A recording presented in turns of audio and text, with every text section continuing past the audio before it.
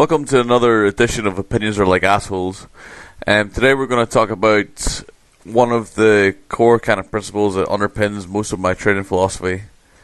And it's basically training thresholds. So when you train a threshold, you're training to be maximally better at something.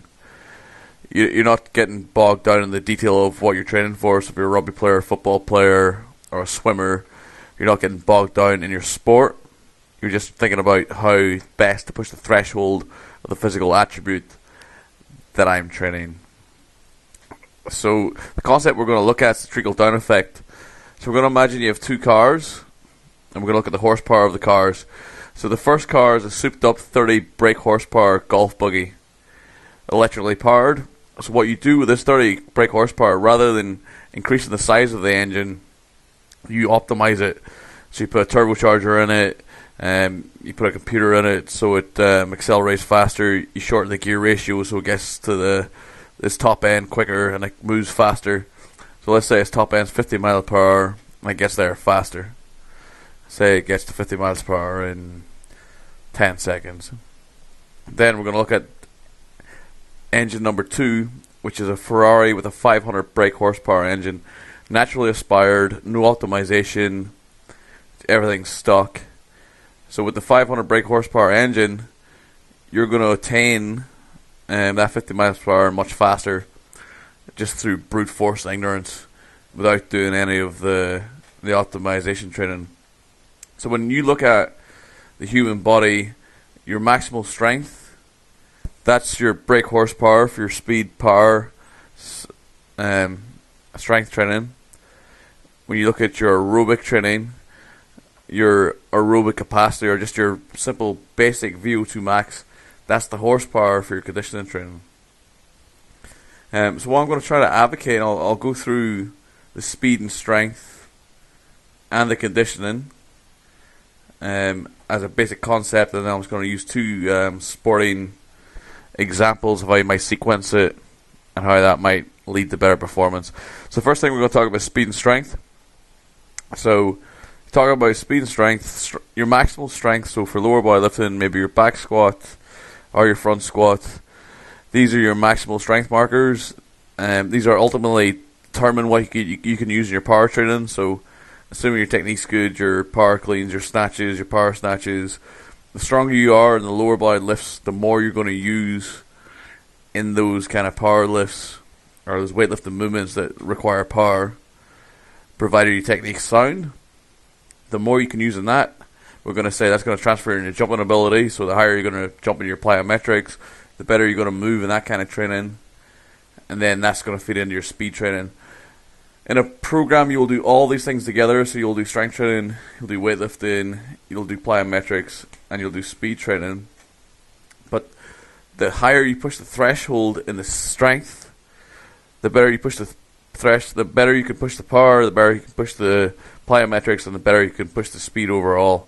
But the baseline for that sort of thing is your core strength, your strength component. So if we're talking about lower body ballistic exercise, it's your knee extension, your hip extension, and your ankle extension, and how strong you are at those movements. That's ultimately we're talking about the optimization. So the power training, the speed training, and the plyometrics training is the tuning of the gears for your activity for that sport. But without putting a bigger engine in there, if your engine sucks, the optimization is a waste of time. You can't see where I'm coming from.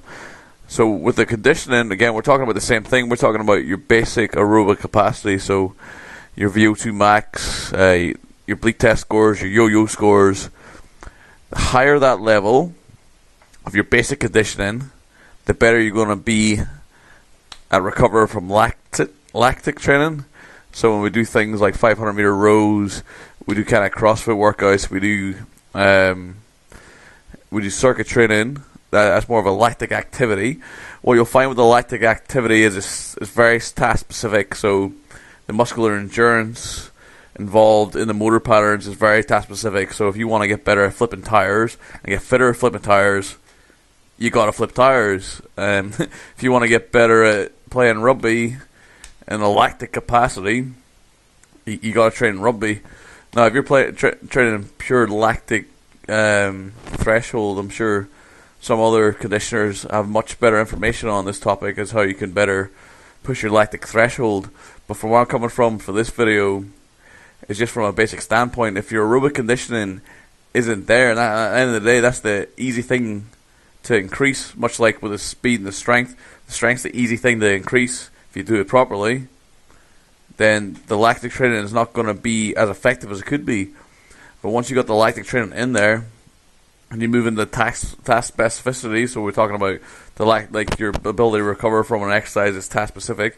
So if you're training for repeated sprint ability, once you have your aerobic capacity, your training, fitness training, then moves on to repeated sprint training. If you're a forward in rugby or you're a wrestler, then your training becomes more task specific. So you're a wrestler, maybe you're wrestling multiple opponents within certain time frames. Maybe you get 4 minutes, and every minute you have a fresh opponent to wrestle with. Maybe those are your conditioning aspects. When you're putting together those conditioning aspects, though, it's more down to time parameters and making it task specific and making the intensity appropriate for what you're trying to train for. So just put some practical sort of boundaries on what we're saying here about training thresholds. I was said at the beginning of the video I'm going to cover 2, but I'm just going to cover 1 because it's real easy. So let's say CrossFit athlete training for Grace. Okay, so anyone who doesn't know, Grace is 60 kilos or 135 pounds for Americans. Floor to overhead, clean and jerk, clean and press, any way you want. It's just floor to overhead. It's got to stop the shoulders and finish overhead locked out. That's any way you want to do it. And it's time to completion, 30 reps as quick as you can. So let's say you're trying to get better at Grace by doing Grace. You have a 90 kilo clean and jerk, and you have a VO2 max of 40 millimoles, or you have a better one to use. You have a bleep test level of level 15. I can't even remember what the bleep test levels are, but say you have a level 15 bleep test, and we assume that's a bad level. Or for yo-yo, which is what I know, let's say we have 14 yo-yo, which is real bad. So you can 3 training options. You can train Grace itself and just do it and do it and do it, and you will get better at it to a point, but only to a point, and then you'll stall. Or you can get stronger, so you can take that 90 kilo clean and jerk and turn it into 140 kilo clean and jerk, and just from the fact that you're much stronger now, 60 kilos is nothing, so all of a sudden it's much easier, even though you're the same cardiovascularly. You could even be worse cardiovascularly. You could be worse conditioned and finish that workout faster, just from the fact that you're stronger now, and that workout now represents less of an effort. Our option C, you remain the same strength, but you do a running program or you do some kind of cardiovascular program, and you take that yo-yo score from a 14 up to 22. That's maybe a little bit extreme. Let's say 14 to 19. So you're still the same strength level, you're still the same technique level. But what happens now is, after you perform a rep of that 60 kilos, you recover much faster. So let's say beforehand you might have done 3 reps, blown up, and took 9 seconds to recover from those 3 reps. Now you do those 3 reps, you're still blowing up, but it takes you now 10, 20 seconds to recover from that because you're so much fitter cardiovascularly. You recover much faster.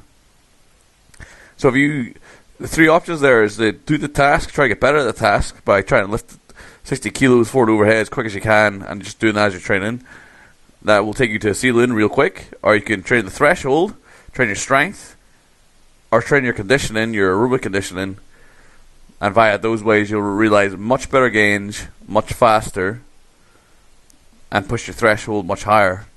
This is kind of the training philosophy I try to push with people, and I try to advocate overall, is training for thresholds.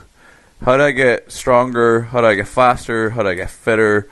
What's the optimal way to do that? Forget about your sport. Forget about what you're doing. You're training for physical attributes here. What's the best way to train those physical attributes? Okay, that ends this opinion piece. Probably a little bit longer than I would have liked, but hopefully it's interesting for some people listening to it. Any questions you got, shoot them to speedpowerperformance@gmail.com. Catch us on Facebook, castironstrength.com, the website, get on the forums, register. Yeah, this is Mark, castironstrength.com, signing off.